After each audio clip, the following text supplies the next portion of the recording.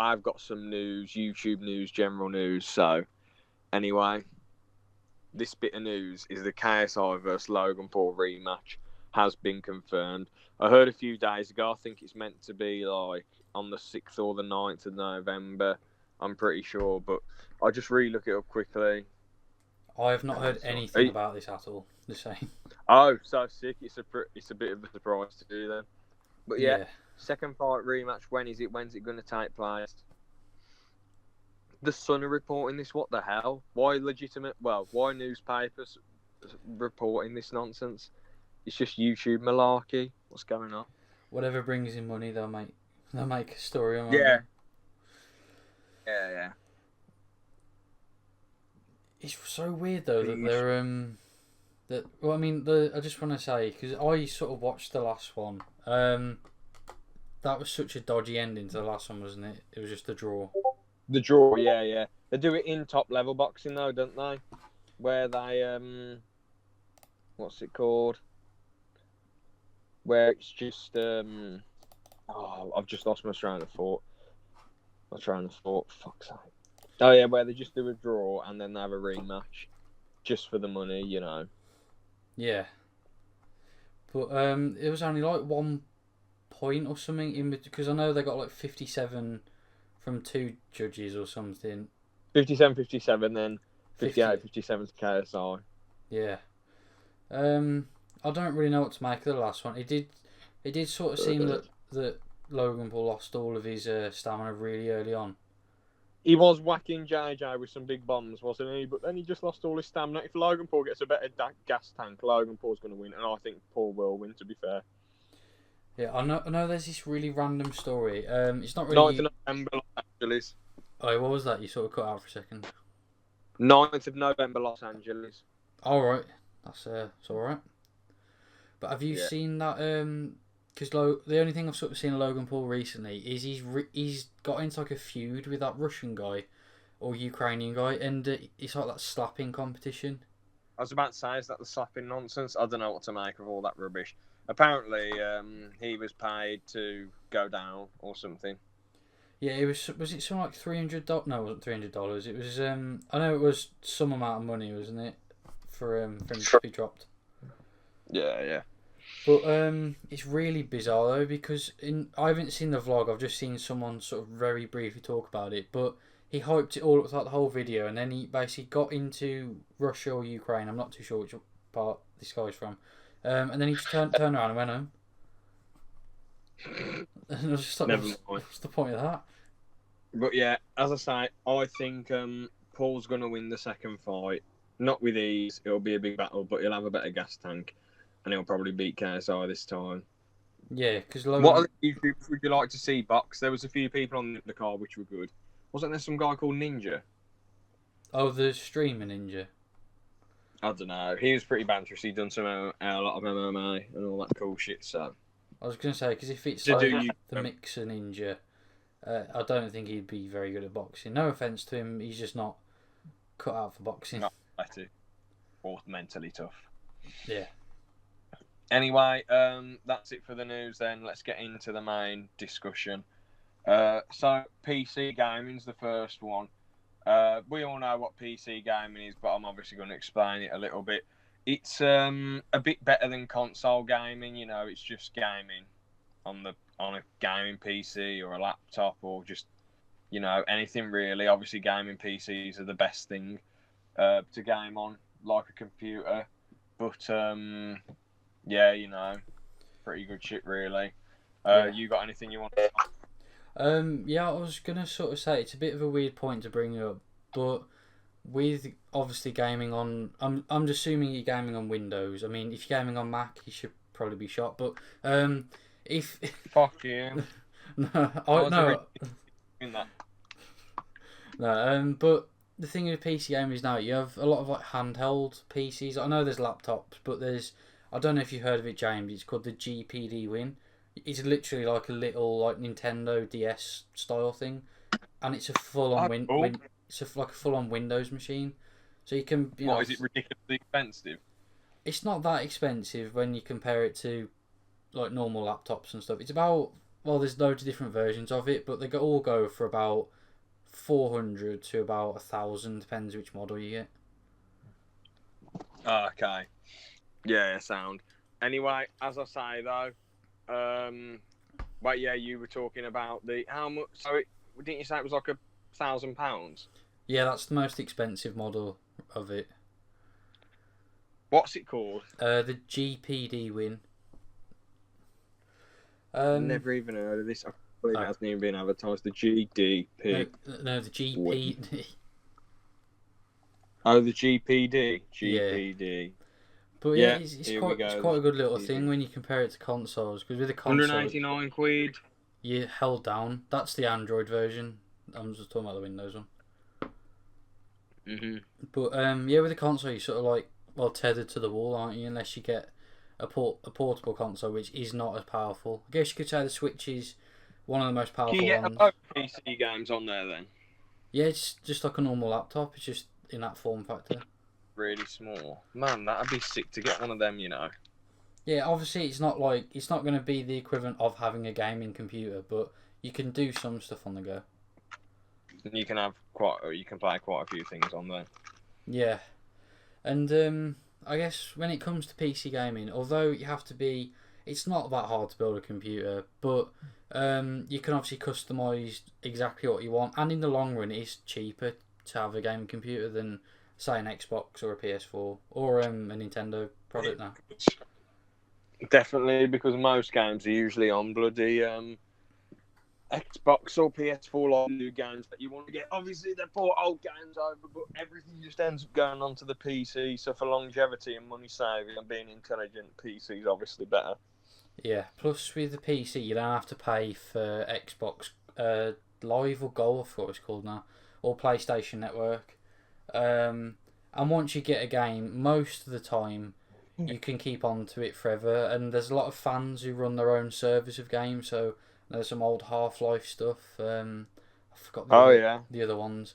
But there's a lot of good fan communities that run their own service. When a game officially dies, the fans will keep it going. You can't do that on a console. Exactly. I mean, to be honest, though, Half-Life was so ahead of its time, man. The graphics, bloody hell. 1998. Yeah, 1998. That came out. Mhm. It was like pretty mental. Half-Life 2, the graphics. Yeah, I mean that was that 2004, 2003, around then, I think. Yeah, that's the one I meant, not the first one. Sorry. Oh yeah, I mean the first one was pretty decent for its time. I sort of preferred CS:GO 1.6. And all that. I wasn't alive then because I'd be like -5 or something, or -4 or whatever. But yeah, I like playing them now. Thinking this came out like 20 something years ago. Yeah. It's pretty good, really. So some good shit about PC gaming. You can get stuff from like a console, but you can upgrade it a ridiculous amount. Like there's a shit ton of mods. You can have Iron Man flying around in GTA. You can do way more on games like obviously Minecraft was originally on the PC, then they brought it on Xbox.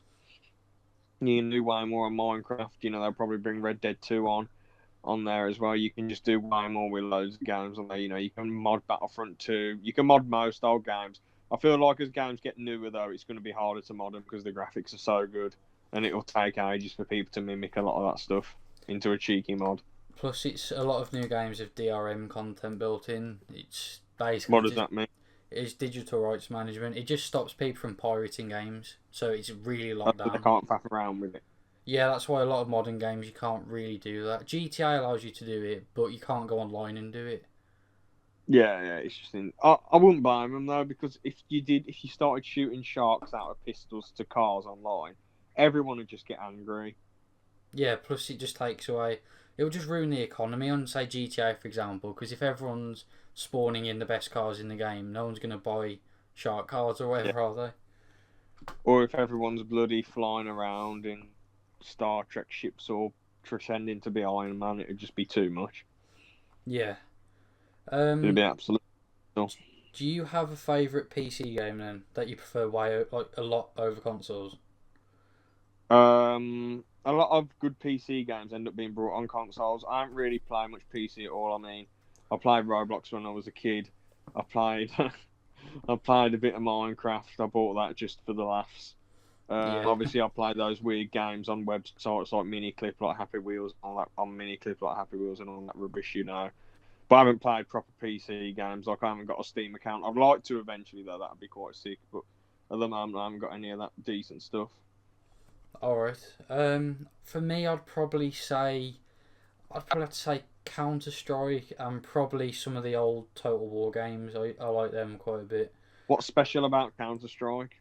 It's just it's a lot more precise and it's a lot more. It's more. I don't know the exact word, but it's a lot more competitive than like Call of Duty, and there's it seems to be a bit more serious. Mhm. Because with Call of Duty, you're just gonna get kids screaming at you 24/7. Whereas on Counter Strike, although there's obviously anyone can play it at any age, but there just seems to be a bit more mature and all that because there's way more competitions and stuff up for grabs on Counter Strike. Yeah. Wasn't there a shit ton of controversy surrounding Counter Strike because of all the gambling nonsense? Oh yeah, I think that was more based around like independent sites setting up about the loot boxes and that's one thing I've got to say as well. The skins in Counter Strike. I understand they're entirely cosmetic and they don't affect how the game runs at all. But when you're dropping like £500 or whatever on a skin on a sniper rifle in the game, I think you need to sort of have yourself checked out.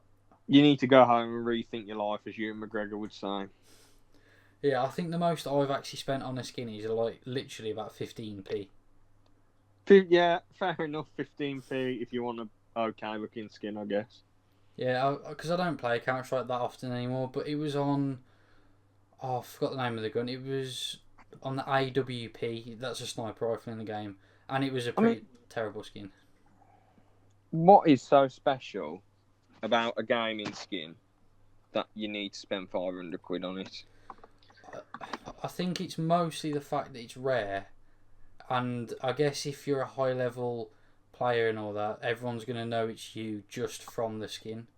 I think that might be it. But if you just know one and you're spending £500 on skins, I think you have a gambling addiction. That's what I'm saying. Okay, I'm looking up 7 rarest skins in CS:GO. All right, they're probably going to be a bit expensive. There's a pink one. There's a purple one with pink lightning going through. There's a zebra skin pistol with a silencer on. There's a purple and black gun. There's like a polka dotted druggy weird colour gun. I mean, why would you spend 500 quid on this shit? I think yeah, as I said before, I think most people do it just to stand out in a game. Because if you see someone with a pink skin walking around, you're going to stand out a lot more than just someone with a standard black gun. I mean, I just have no idea what imbecile would be paying attention to someone's gun skins. Like, this is just worrying level. Why do people care so much about what someone thinks that you're going to spend 500 quid on a bloody gun skin? It's worrying. It's really weird though, because there's obviously knives in the game, but you can buy a real knife, like based on the Counter Strike knives, for about £30 to £40. But in the game, they're more expensive than that. So you can go out and buy. I'm not suggesting anyone buys a knife, by the way, just saying. But you can go out and get something real that you can hold in your hands and show off with it, versus something you'll only see on a computer screen, and it will only ever be on that computer screen. It's very bizarre. So weird. I've heard that Team Fortress 2 is pretty class on PC. Yeah, because it's been going on for about 12 years, I think, maybe 13. A lot of the old Valve games, they just get supported forever. Because I don't know if you know, but Valve, the people who made Team Fortress 2 and CS:GO, they run Steam. Oh, they run the whole gig. Jeez. Yeah, because that's why they're so supported on Steam, because they're the same people who make it. That's insane.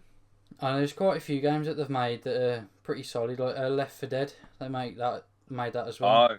I think they had something to do with Gary's mod, but I've heard a lot of good stuff about Left 4 Dead and Gary's mod. Yeah, they're all based on the Source engine. That's it, the game engine. So they all feel pretty similar, but yeah, they're all solid games. I'd definitely say they're above average. I mean, at least they're not a totally corrupt company that's just bothered about microtransactions and bloody pumping out games every year. Yeah, I mean, when you look at someone like Valve versus Activision, like, there's just a massive difference. I'm not saying Valve's like the best company in the world ever. They do some pretty shady stuff, especially with loot boxes in all their games. But at least they don't just pump out game after game after game, just hoping that it works. Mhm. Yeah, I mean, to be honest, bloody Ubisoft, as much as Rainbow Six Siege is one of the best next-gen console games ever, they just pump out so much shit constantly every year. Assassin's Creed, Rainbow Six every 2 years, well, Rainbow games every couple years, you know, it's just absolutely insane. I don't see why they feel the need to spam out shit, you know. I'd much rather just have one game that you can just keep replaying for years and years and enjoy, like what Rockstar do, than bloody people shitting out games every year that are just the same old crap, and they're meant to have the best technology in the world, the best writers to write stories. Yeah, because the weird thing with Ubisoft, or Ubisoft, however you pronounce it, is Tom Clancy, the Yeah. he died was a years book ago. writer. He died years ago, and they're still Yeah. putting his name on tons of stuff. Yeah. I mean, it's crazy. To be honest, I've heard Armour 3 is meant to be one of those good games that people just keep playing. Have you played it? I have. It's very hard to get into, actually. Oh. But it's one of those games that it's hard to get into, but once you are into it, it's very hard to leave because it's pretty good. That's sort Just of upset. yeah, sort of the vibe you get from it. Yeah, fair enough. I'm just going to quickly go over bad stuff about PC. There's a lot of dodgy idiots on there who can give you viruses, who can bloody give you false information or any of that malarkey. So essentially, I'll just boil down the opinion, the thing I'm about to say. The community's a bunch of arseholes. There's not much else we can expand on. All we can say is that the community are wankers. You know, it seems like anyway on PC that people are just toxic because it's less easy to get tracked on there. I mean, you can talk on Discord. Can you talk on Steam to each other and do chats on Steam or? You can do. I'm not too sure about voice. I think you can do voice chatting now. Yeah. Oh, okay. But I mean, it's just so easy for people to just go off the map on PC and they can't be kept track of.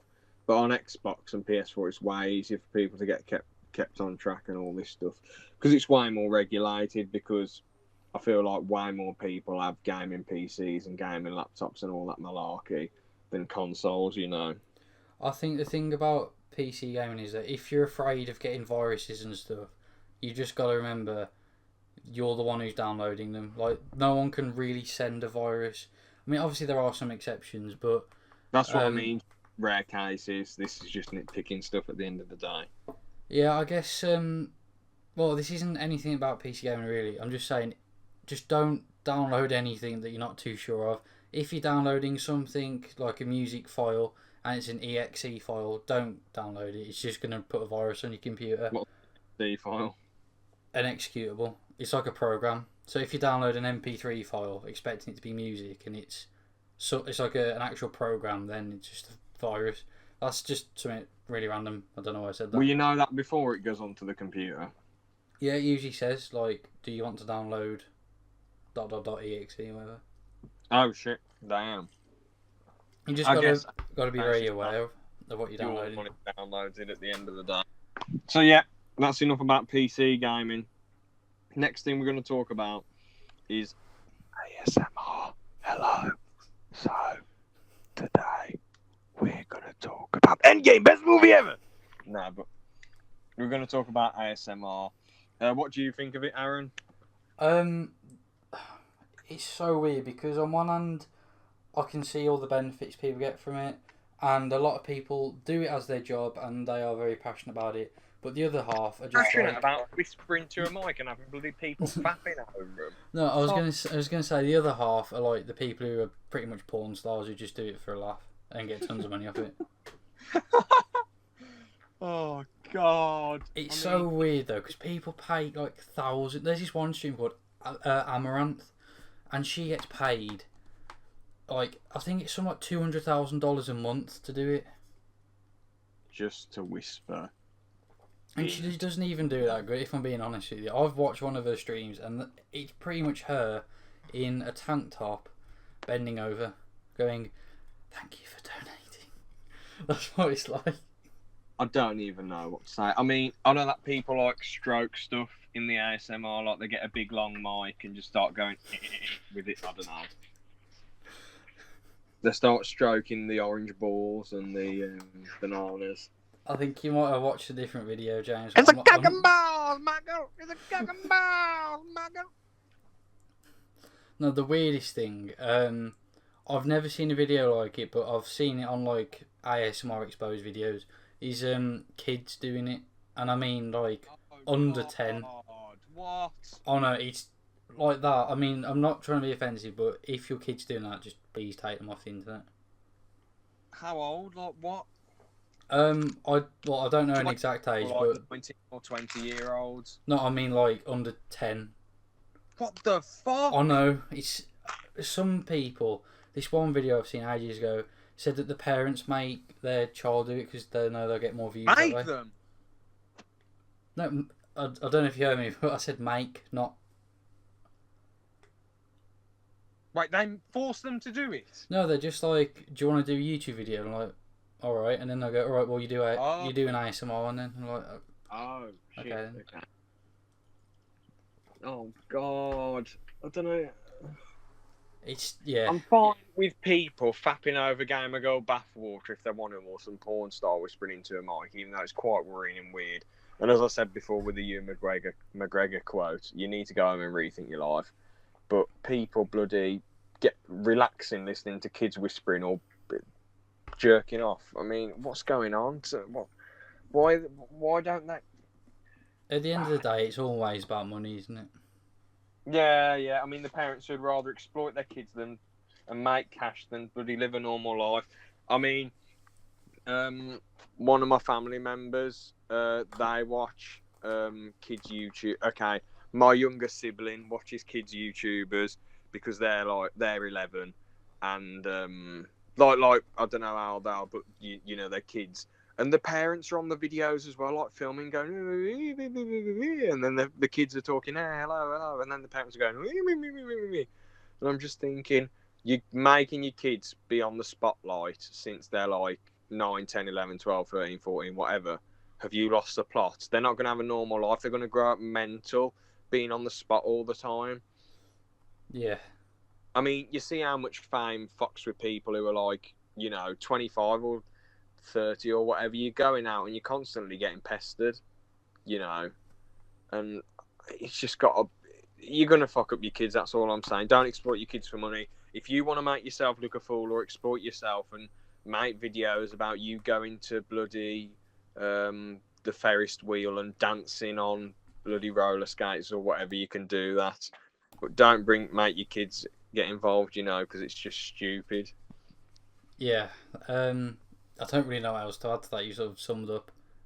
I mean, ASMR is just a really bizarre trend. How long has this shit been lasting for now?